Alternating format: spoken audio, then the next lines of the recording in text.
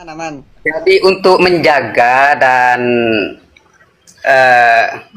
marwah para ulama-ulama sepuh kami di Nusantara, dan juga bahkan guru saya Syekh Muhammad bin Alawi Al-Maliki Al-Hasani yang sudah diseret oleh kaum Ba'alawi itu kepada bukunya mereka, keabsahan nasab Ba'alawi itu, kami kemarin mengkaji kitab mereka, apakah kitab tersebut menjadi petunjuk untuk menguatkan atau mengisbat nasab mereka. Kami kaji, setelah kami kaji ternyata dari awal saja sudah banyak kerancuan. Di antaranya penukilan ibarah dari kitab Rasail dari bab subutun nasab, itu ibarahnya sudah salah satu.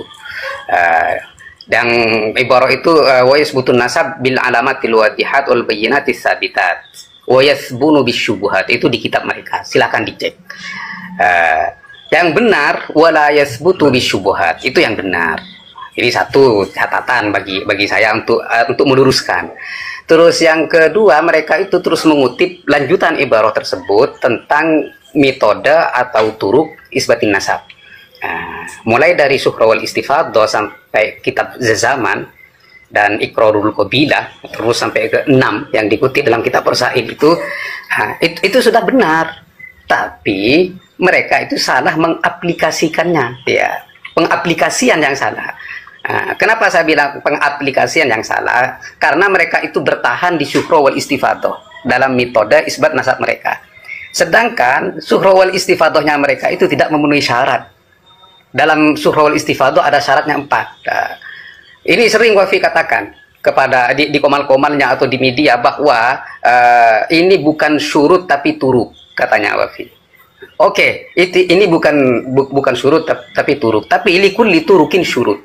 Jadi bagi setiap turuk atau metode itu pasti ada syarat-syaratnya yang harus dipenuhi. Di antara syarat-syarat Suhra wal Istifadah itu alla takuna mustahdatsatan. Hendaknya Suhra wal Istifadah itu tidak baru. Kalau di kitab Rasail itu bisa kalian baca kalau punya PDF-nya itu kidamun nisbah. Jadi lamanya penisbatan nasab, artinya harus kuno, bukan baru. Baik, ini yang membatalkan isbat nasabnya Ba'alawi. Makanya di buku ini kami luruskan apa yang salah dari mereka dan kami perbaiki salah pengaplikasian kaidah ilmu nasab bagi mereka, dan di sini juga kami menjawab tentang penyeretan mereka terhadap kiai-kiai sepuh kita, di antaranya Hadratus Syekh Kiai Hasyim Asy'ari yang katanya itu mengisbat nasab mereka. Di sini kami jawab, Kiai Hasyim Asy'ari itu bukan dalam konteks pengisbatan nasab. Karena kalau itu pengisbatan nasab, pertama beliau akan mengutip metodenya atau turuknya. Satu. Terus yang kedua, di konotasi Hadratus Syekh Kiai Hasyim Asy'ari itu beliau bukan hanya menyebutkan penulis Sulam At-Taufiq, tidak. Di situ beliau juga menyebutkan penulis Ihya Ulumuddin, yaitu Al-Imam Ghazali, dan beliau juga menyebutkan As-Sayyid Al-Imam Ghazali. Kalau memang itu dianggap isbat, maka Imam Ghazali juga dzurriyyah Nabi, karena di situ menyebut As-Sayyid Al-Imam Ghazali. Jadi simpelnya di sini kata-kata sayyid, bahasa sayyid itu adalah lughawiyan, laisa istilahiyan. Ini jadi lughawi secara bahasa saja, bukan secara istilah bahwa itu Habib atau bukan Habib, bahwa itu sayyid dzurriyyah baginda Nabi besar Muhammad sallallahu alaihi wasallam. Ini untuk menjawab penyeretan nama besar Hadratus Syekh Kiai Hasyim Asy'ari. Biar jelas teman-teman, biar mereka nggak nyeret framing kiai-kiai kita yang sepuh. Nah, di penyeretan nama Sayyid Muhammad bin Alawi Al-Maliki, guru saya, itu tentang hubungan silah keilmuan, sanad keilmuan. Kemudian sama mereka dianggap isbat.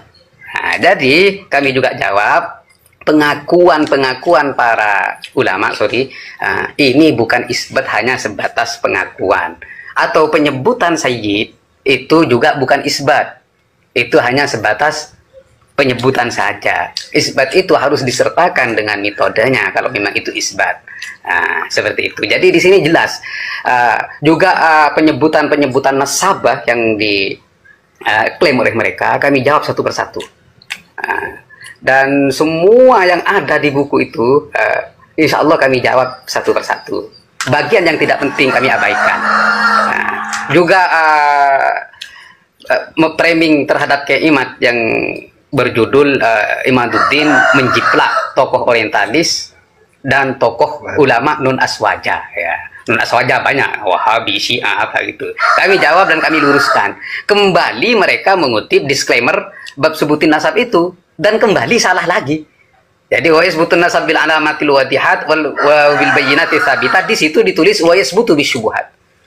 Ini kalau tidak diluruskan akan menyesatkan umat.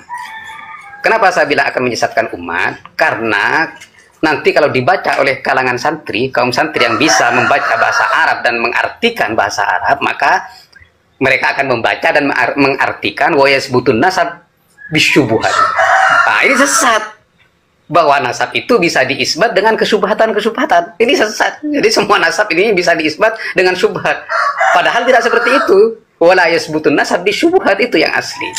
Nah, di situ kami juga jawab. Terus tentang kantor mereka terhadap Asy-Syajarah Al-Mubarakah, di buku ini sudah lengkap jawabannya. Nah, terus tentang kejahatan ilmiah yang dilakukan oleh mereka di buku Keabsahan Nasab Ba'alawi yang menyeret Sayyid Saleh bin Syekh Abdul Qadir Al-Jailani sebagai pongkol wali songo dari Sunan Gunung Jati, Sunan Kudus dan Sunan Giri. Ini sama mereka dianggap kasusnya sama seperti Ubed, tidak terverifikasi oleh kitab sezaman. Kami teliti, kami telaah, dan ternyata mereka melakukan kejahatan ilmiah dengan mengutip ibarah yang tidak lengkap. Jadi dikutip awalnya saja dari pernyataan Ibnu Najjar yang waktu itu menuliskan putra-putri Syekh Abdul Qadir Jailani yang banyaknya 48 dari putra dan putri dari salah satu putra Syekh Abdul Qadir Jailani yang bernama Abdul Razak. Nah, oleh karena itu kami jawab dan kami luruskan dan kami lengkapkan apa yang mereka buang. Nah, ternyata Sayyid Soleh itu putra ke-11 dari Syekh Abdul Qadir Jailani yang keturunannya itu sampai ke Sunan Gunung Jati, Sunan Kudus dan Sunan Giri. Nah, bahkan Syekh Abdul Qadir Jailani itu dijuluki dengan Abu Soleh. Ini yang dibuang sama mereka.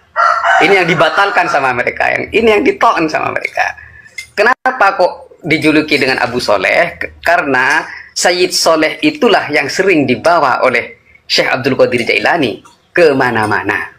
Sehingga ketika Syekh Abdul Qadir Jailani hadir ke satu tempat, pasti anaknya, putranya yang bernama Soleh itulah yang dibawa. Sehingga Syekh Abdul Qadir Jailani masyhur dengan sebutan Abu Soleh. Seperti itu teman-teman. Ini tega sekali mereka itu membatalkan Sayyid Soleh dari salah satu putranya Syekh Abdul Qadir Jailani. Oleh karena itu ini wajib diluruskan. Kami berjuang untuk meluruskan itu dengan menulis buku ini agar tidak menyesatkan umat. Buku mereka yang berjudul Keabsahan Nasab Ba'alawi. Insya Allah kalau punya buku ini jenengan pasti tahu dan mengetahui untuk menjawab semua tulisan yang ada di 556 halaman itu. Nah, di sini akan dijawab dengan 72 halaman. Karena yang lain banyak yang muter-muter, mengulang-ulang ibarah, muter-muterkan fakta. Nah, jadi yang penting-penting kami jawab. Kami anggap buku itu yang bagus lah di sekitar 150 halaman. Setelahnya itu cuma muter-muter kayak terenggiling. Begitu teman.